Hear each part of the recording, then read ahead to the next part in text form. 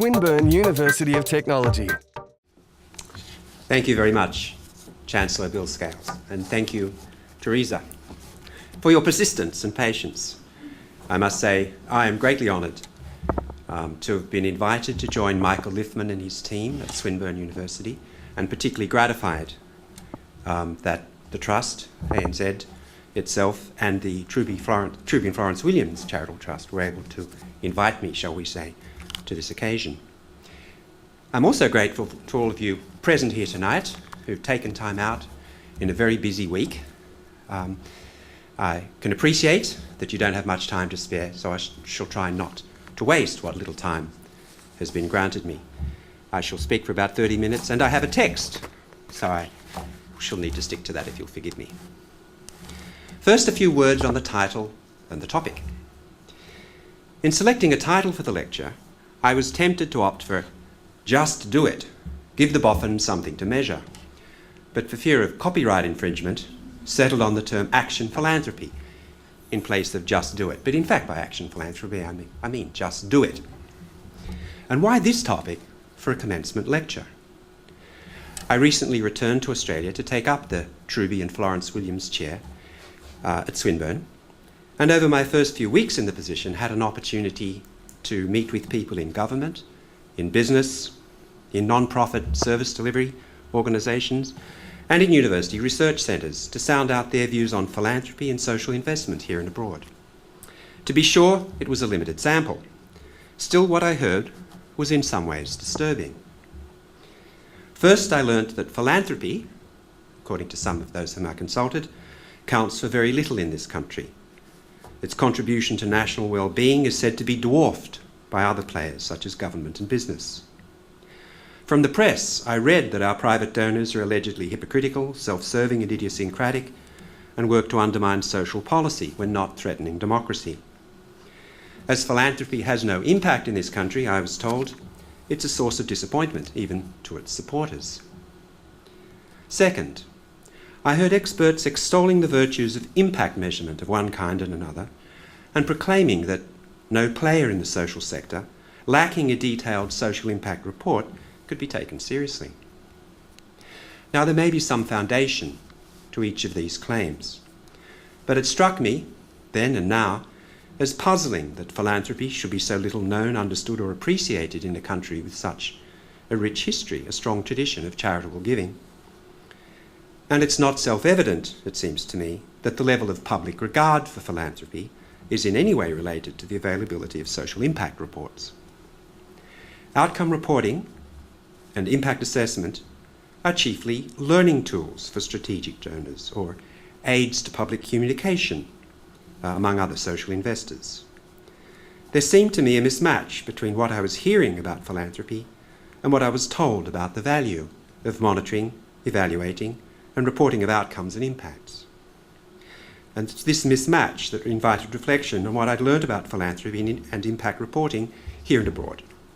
While working for a large American foundation, the Ford Foundation, and reflecting on what philanthropy does that really does deserve recognition, and that really does give consultants something big and substantial to measure, if they choose. It's often said, then, of private donors and non-profit actors that social impact is not something they set out to measure, it's something they set out to make. Along the way, of course, to making a difference, questions inevitably arise about the alignment between a social investor's activities, mission, and strategy, about the progress of work funded through investments and grants, about possible course adjustments, about taking advantage of emergent opportunities, and so on. And we all need to report as well to our stakeholders and to the public. So, all of us in the sector inevitably engage in monitoring, measuring, and evaluating programs and projects in order to generate the impact we want to make. Measuring impact is not an end in itself, nor is there a methodological silver bullet that hits the measurement target. But monitoring, and evaluation and measuring impact, when tailored to a purpose and demonstrably benefiting the communities we serve, can, I believe, play a very important part in effective philanthropy and social investment. In fact, there are many good reasons for measuring and evaluating social outcomes and impacts, each calling for a distinctive approach, possibly for different tools, measurement tools. In a startup social enterprise, for example, the chief aim of the exercise could be to develop a viable business plan that ensures the growth and survival of the enterprise by monitoring costs and income and benefits and outcomes and seeing how they fit together. For a large, more mature organisation, a robust impact measurement system could provide a helpful management tool for aligning activities with mission and strategy and guiding internal resource allocations to the best intermediate users.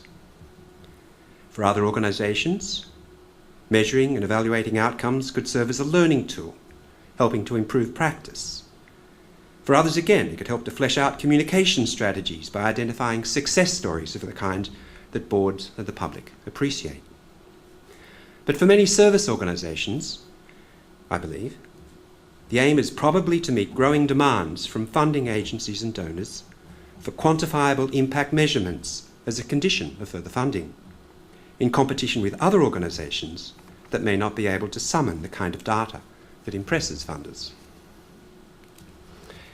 In any case, before launching into any form of measurement or evaluation, it would certainly be helpful to clarify the purpose and the target audience of the exercise and to select an approach and a suite of tools appropriate for the particular mission. Research to date indicates there's no significant correlation between any particular method of impact measurement and the success or otherwise of impact reporting, given its specific mission. What matters, research suggests, is that there should be a compelling theory of change, clear engagement with partners and beneficiaries, plausible causality or causal links between actions and outcomes, and a willingness to test every assumption and theory against hard evidence. Which is to say, successful impact measurement as a rule needs simply to follow the strategic arc of any social investment, any strategic social investment, from identifying the problem at hand, to finding partners to work with, seeking innovative solutions, investing resources of one kind and another, leveraging further resources, and achieving impact at scale while keeping an eye on things as you go along. In some ways, basic common sense.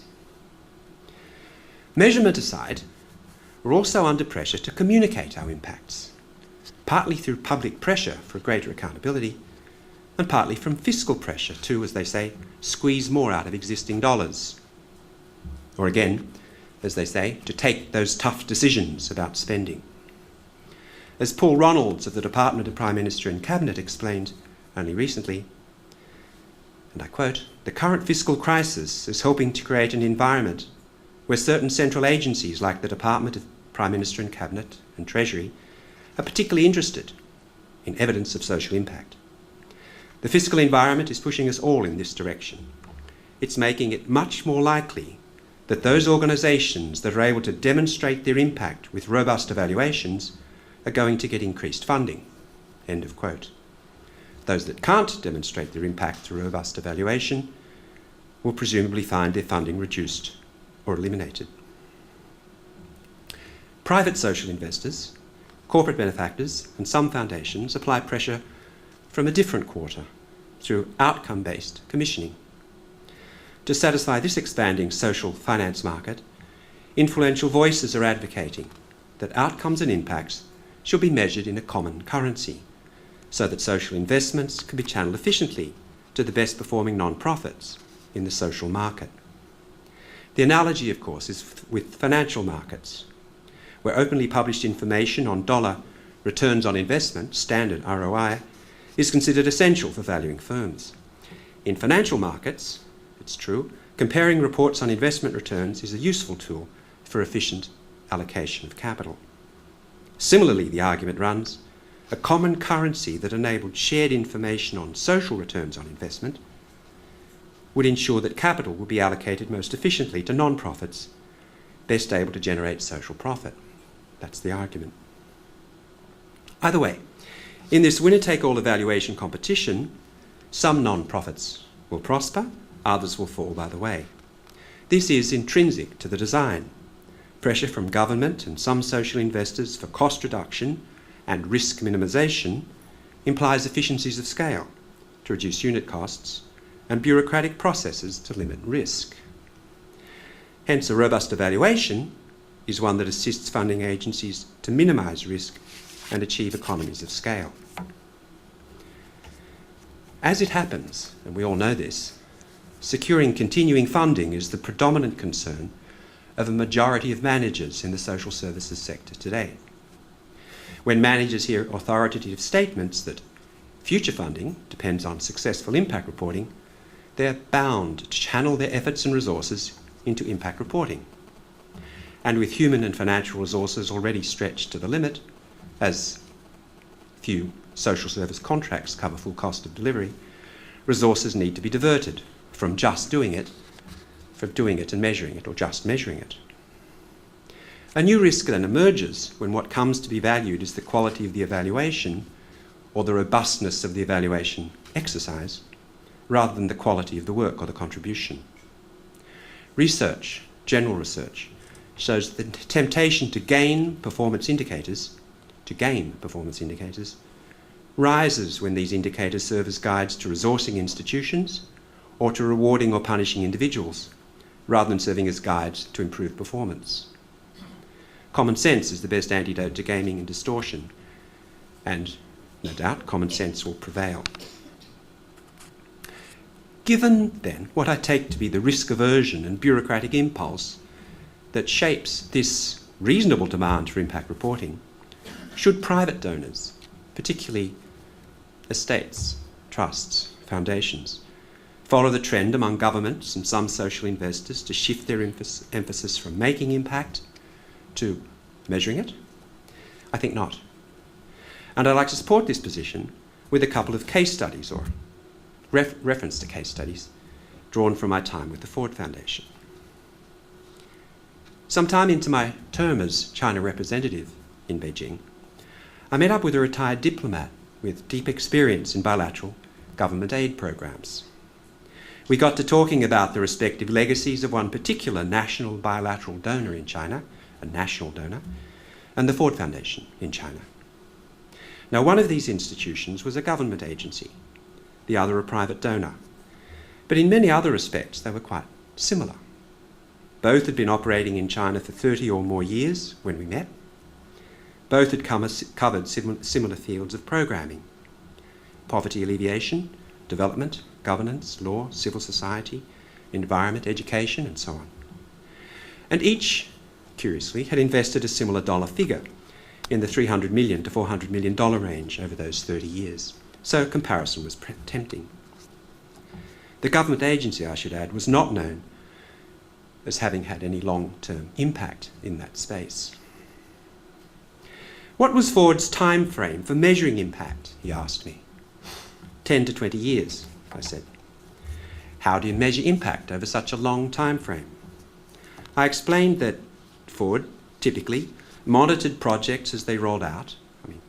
Significantly, they are organised around strategic plans and commitment to values, but having made grants, we monitored projects as they rolled out, trying to make sure they aligned with strategies, and we reported on outcomes and impacts as best we could year by year. External evaluators, boffins I'm calling them here, would conduct reviews at the program level every 10 years or so. And really long-term impact measurements were left to other outside experts, more boffins, who could choose to tell us and the world what we did right and what we did wrong at any time. Of course, big American foundations such as the private foundations place their grant making on the record. Anybody can go in and do the impact evaluation. It need not be an internal thing. And this is actually what happens. Researchers go in and publish reports on what organisations have been up to. Do you have KPIs? He asked. No, I said. He paused a bit. No wonder you had such an impact. He was speaking loosely, of course, but with serious intent.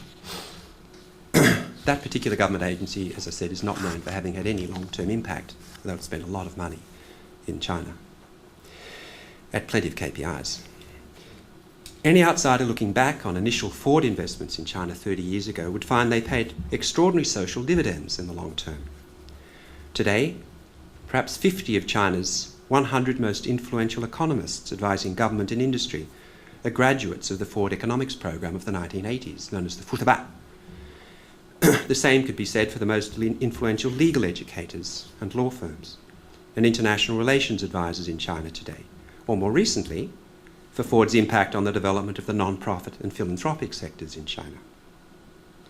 The program officers who made professional judgments about how and where to invest for greatest impact way back then have long gone. So have the senior executive and the board sitting in New York. They knew at the time that none of them would be around to measure anything over the 20-year frames in which they were planning. They were focused on making an impact. Their careers in no sense depended on reporting the outcomes of their work over their terms in office, nor did the funding. So they took a punt. They backed their professional judgment. They invested in the best people available at the time. And when the measurements finally came in, they far exceeded anything that could be captured in routine KPI progress measurements. What my distinguished friend was saying was that prioritising measurement over making impact diminishes the scope of what can be accomplished.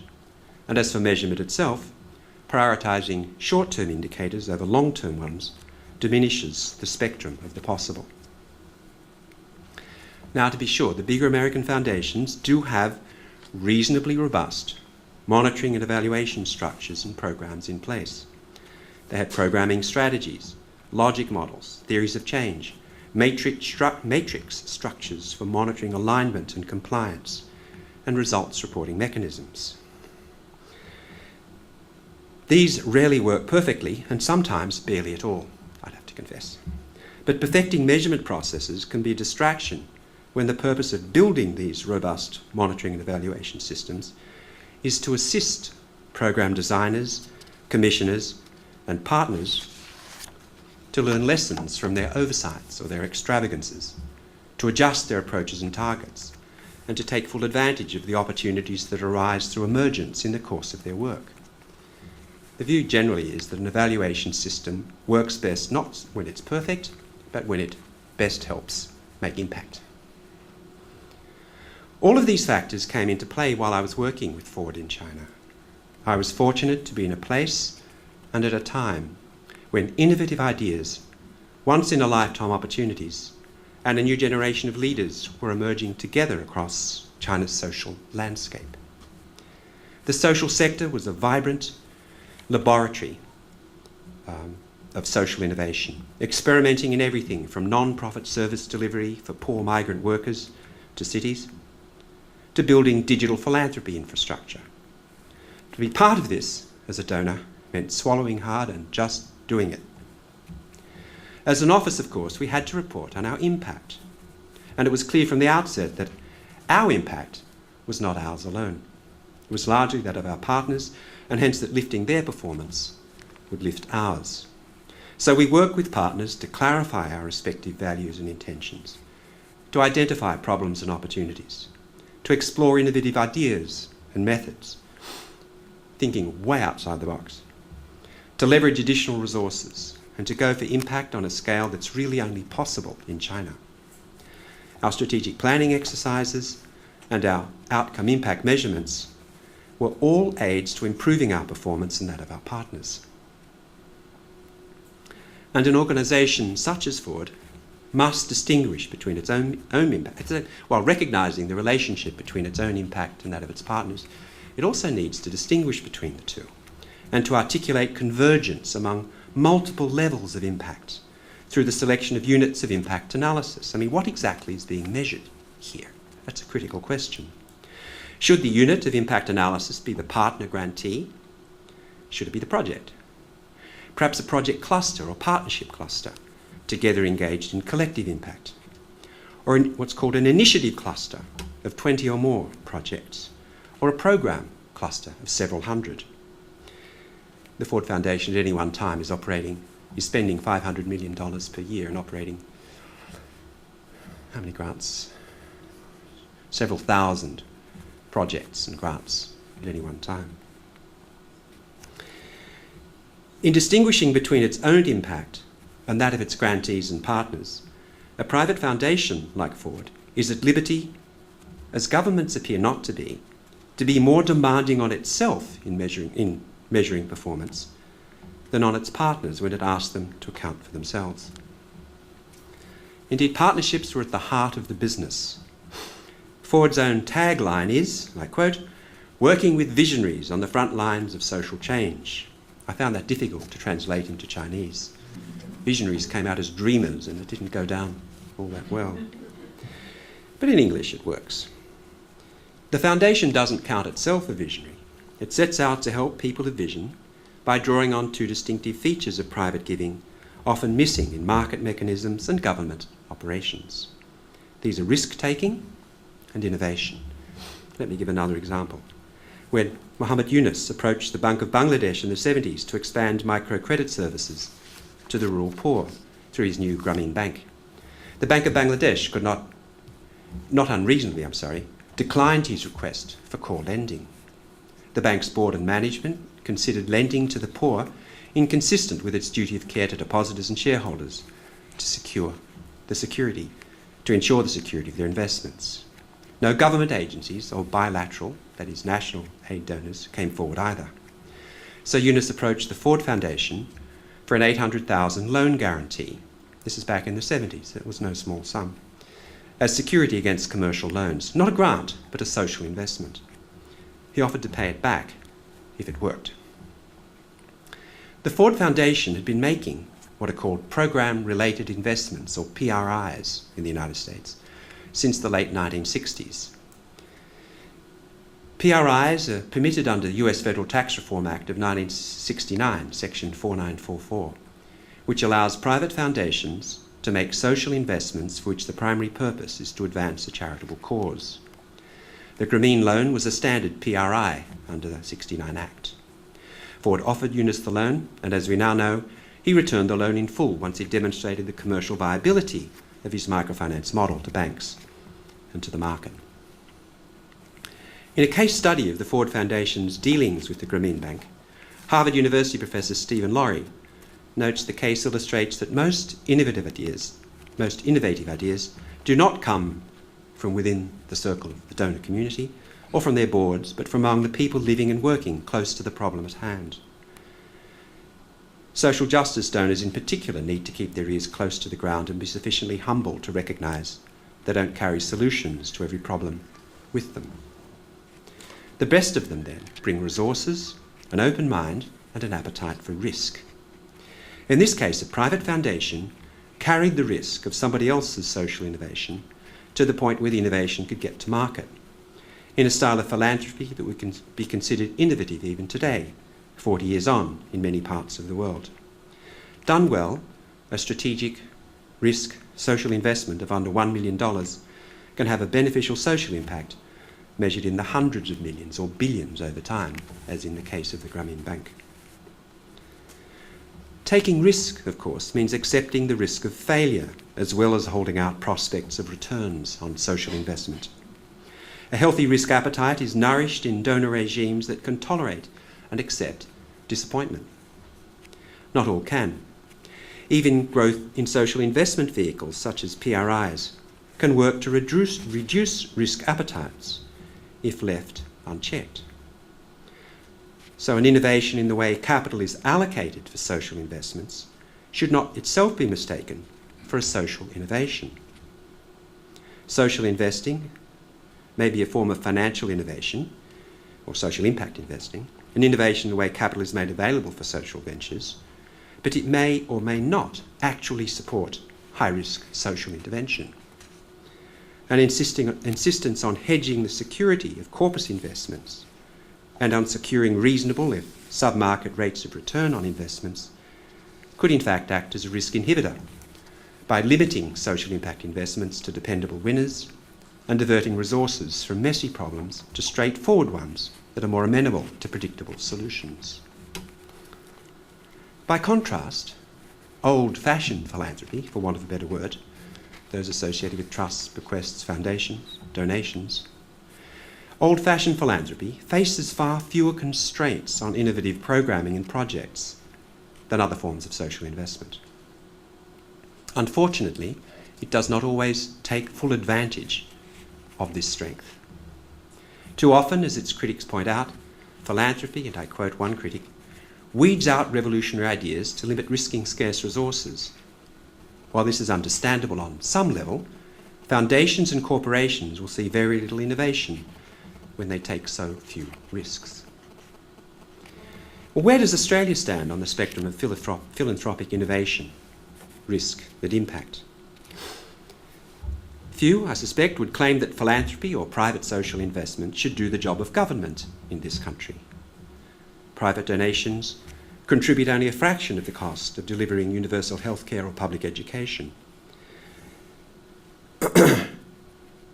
But in its day, private philanthropy, or charity as it used to be known, was a pioneer in the provision of basic services.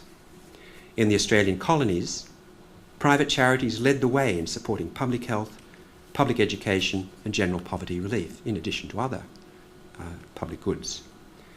There was simply no alternative. When the Victorian colonists approached the governor in 1840 to build a hospital in Melbourne, they were rebuffed on the ground that, I quote, the authorities did not consider it the business of government to provide a general hospital for the district. Such institutions are the objects of private charity. 1840, Governor Gipps. So it was with schools, and so it remained for the better part of the century. Private philanthropy took the initiative because no one else would. Not filling a gap, just doing it. Today, where does the primary locus of this kind of social innovation lie in this country? Is it in the social investor or in the social sector more broadly? On the investor side, where is the site of social innovation? In financial modelling? In the values, experience and expertise of the board? In management, in technical specialisation, in impact analysis? It seems to me these could all be considered technical supplements to social innovation. As a rule, the instinct and the impulse for innovation lies outside our organisations, among people living closest to the problems at hand, among Indigenous communities seeing their land and environment degraded, among families separated or suffering through discrimination, among regional communities watching their children leaving for the big city. Local innovation can also be catalysed by openness to national and international experience, something we shouldn't overlook in this country. If the greatest scope for innovation lies outside the small investment and donor community, then the role of philanthropy in supporting innovation would appear to involve being open to risk, open to new ideas, approachable to new players, willing to support national and international exchange among partners, supportive of core activities, and able to offer technical advice to help bring local innovations into the wider social market through demonstration, leverage, and scale. With the help of my new colleagues at Swinburne and the Top 50 Gifts Working Group and Diz Gill-Atkinson of the Meyer Family Company, I've had the opportunity to review some of the achievements of social investors in this country, which illustrate, to my mind, these features of risk-taking in support of innovation, and which trace the arc of strategic grant-making from clarifying values to identifying a problem, to finding the right partners, committing resources and leveraging further resources to achieve impact. In social change philanthropy, and this is a limited sample I've been reviewing, I found it is hard to surpass the work of the Reichstein Foundation in areas such as Indigenous rights and heritage or equality before the law of same-sex parent families. The Reichstein Foundation was one of several partners supporting Friends of the Earth, Barma Mulua Collective, to cooperate with Yorta Yorta, Wadi Wadi and other traditional owners along the Murray River and tributaries in an effort to preserve and secure, as you may know, river red gum forests along the Murray. There's little that's heroic about the routine work of a social change foundation and little glamour in the advocacy work undertaken with its support. So the project, the River Red Gums project, was in fact a slow advocacy campaign that rewarded persistence and diligence and required a patient and committed donor. But the impact can be impressive. Following the campaign, the Victorian and New South Wales governments created over 250,000 hectares of new red gum national parks and protected areas, many co-managed or handed back to traditional owners. Another instance of the Reichstein Foundation's successful social change philanthropy includes the Love Makes a Family campaign, which led, in fact, to legislative change, basically winning equal access for single women and lesbians to fertility services and legal recognition of same-sex parented families. The grant followed a similar pattern to the earlier one of providing core support for the everyday activities of advocacy campaigners, including a training weekend, offering childcare and catering so that the campaign could engage the widest possible cross-section of the community. Other non-profits helped, including the Victorian AIDS Council, Women's Health in the North and VCOS. Funding childcare and secretarial services and providing office space for campaigners, participants and their children may make for dull media, but it can be profoundly impactful. As a result of the community advocacy campaign, the Victorian Law Reform Commission received more submission on this matter than any in its history, and the resulting legislative changes are far-reaching and enduring. Advocacy campaigns for social justice need to be media savvy, particularly around social media, and yet those who support them are not always media darlings. The Myer Foundation seeded a new initiative in the Foundation for Regional and Rural Renewal, of which we all know, the FRRR, to assist underserved communities in Australia, which has gone on to leverage government funding and other donor support to make a real difference in many aspects of rural and regional community life. What caught my attention in preparing tonight's talk was the Repair, Restore, Renew program. What's especially notable about this is the way it systematically picks up the tab when the media drops the case. When media, public, individual donor and corporate interest all drop away at a time around 12 months after a disaster, which research shows to be a critical time for long-term community renewal, this grant-making program kicks off when nobody's looking. Again, not merely filling a gap, it seems to me, but leading the way towards responsible long-term social investment. After short-term media interest and government KPI requirements have passed the use-by dates. Not filling a gap, doing it. The same could be said, in fact, for many other areas of social investment investment in science, in medical research, in asset building for the poor, in women's health and livelihoods, in child welfare and urban infrastructure development, in arts and culture and so on. Areas where Australians have made a real difference here and abroad. And I'm sure the project, the 50 Grants project, will highlight some of those for public benefit as well as our own. Australia needs more, not less, it seems to me, of this kind of risk-taking social investment. And we need more open, critical and inclusive discussion of how philanthropy can make a difference at scale to our communities, to our environment, to our culture, to our well-being. The question, seems to me, is not whether philanthropy is a good or a bad thing, big or small, a media darling or a threat to democracy. It's a question of finding out how good and impactful philanthropy can be when it does what it does best, when it accepts risk in support of social innovation. And when it does so, it really gives boffins something to measure. Thank you very much for your attention. This has been a Swinburne production.